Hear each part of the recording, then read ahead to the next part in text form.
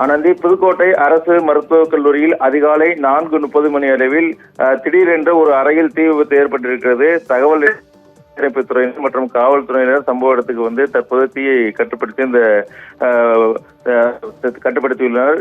அதாவது தாய்வாடு என்று சொல்லக்கூடிய அந்த தாய்வாடு, அதாவது புதுக்கோட்டை அரசு மருத்துவக் கல்லூரியில் தாய்வாடு அருகே உள்ள சிறப்பு மருத்துவ சிகிச்சை பிரிவு 20 படுக்கைகளுடன் கொண்ட ஒரு அறை இயங்கி வருது. கடந்த சில நாட்களாக அந்த அறையில் நோயாளிகள் எதுவும் இல்லை என தெரிய வருகிறது. இந்த வெண்டிலேட்டர் அந்த மிஷின்ல இருந்து திடீரென்று புகை ஏற்பட்டிருக்கிறது. அதனால் தீ விபத்து ஏற்பட்டு அந்த வார்டில் இருந்த ஒரு 20 படுக்கைகள் எரிந்து நாசமாக இருக்கிறது. மேலும் அந்த மருத்துவ பொருட்களையும் எரிந்துள்ளது. இதனால் பல லட்சம் ரூபாய் மதிப்புள்ள பொருட்கள் எரிந்துள்ளது. அதாவது வெண்டிலேட்டர் வந்துதான் அந்த தீ விபத்து ஏற்பட்டு மின்கசிவு மூலமாக அந்த வெண்டிலேட்டர் மூலமாக இந்த தீ விபத்து ஏற்பட்டிருக்கிறதாக முதற்கட்ட தகவல் வெளியாகி இருக்கிறது.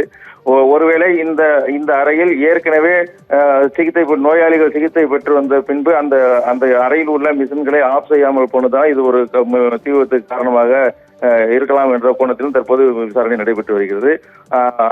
இந்த தீ விபத்து ஏற்படும் போது அருகில் இருந்த வார்டில் இருந்த எல்லா புகை மூட்டம் அதிகமாக போனால் அங்கிருந்த சிகிச்சை பெற்றவர்கள் நோயாளிகள் அலறி அடித்துக் கொண்டு வெளியே வரக்கூடிய நிலை ஏற்பட்டது.